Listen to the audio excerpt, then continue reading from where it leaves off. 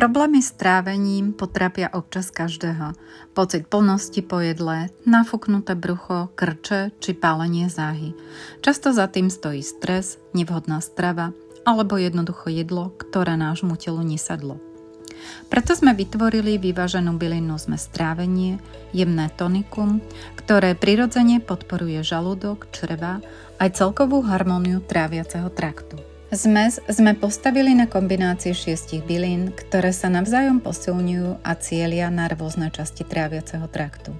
Jemne voňavý rumanček pôsobí protikrčovo, pomáha uvoľniť napätie v žalúdku a črevách a zároveň upokojuje podráždenú sliznicu.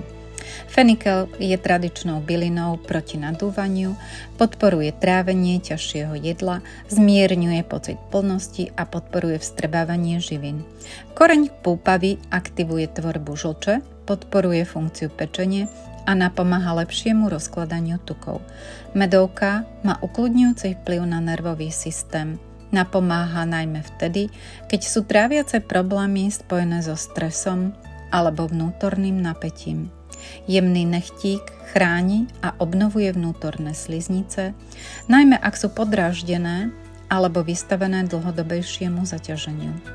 A nakoniec sladké drievko, ktoré dodáva celej zmesi príjemnú sladkastú chuť, no zároveň má protizápalový účinok a pomáha chrániť žalúdok pred prekyslením.